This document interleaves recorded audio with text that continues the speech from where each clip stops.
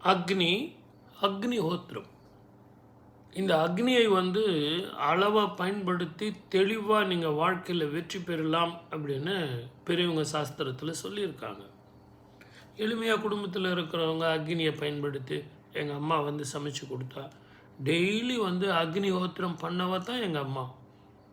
தவம் இருந்தாள். அந்த அக்னியை ஏற்றி அதில் சாதத்தை பதமாக வடித்து இறைவனையே நினைத்து எனக்கு சாதம் கொடுத்தாள். எவ்வளோ அக்னிஹோத்திரமாக அவன் நடந்து கொண்டா. சூரியனுக்கு படைச்சா, அதுக்கப்புறம் தான் குழந்தைங்களுக்கும் கணவனுக்கும் கொடுத்தா. அக்னிஹோத்திரம். அக்னியை எப்படி பயன்படுத்தணும்னு நம்ம தெரிஞ்சுக்கணும்.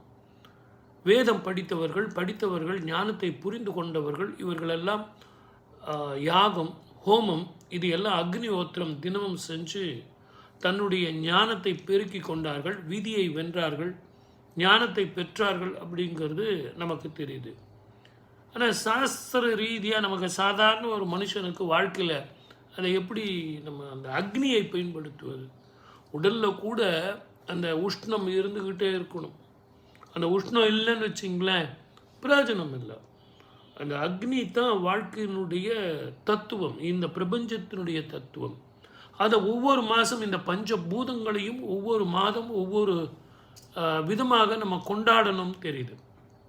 அந்த மாதத்தில் நீங்கள் அந்த பஞ்சபூதங்களில் ஒன்றை கொண்டாடினால் பலன் இரட்டிப்பாக இருக்கும். கார்த்திகை மாதம் அக்னியை கொண்டாடணும். அதனால தான் விஷயம் தெரிஞ்சவங்க எல்லாம் கோவிலில் போயிட்டு தீபம் ஏற்றுனாங்க இல்லைங்களா?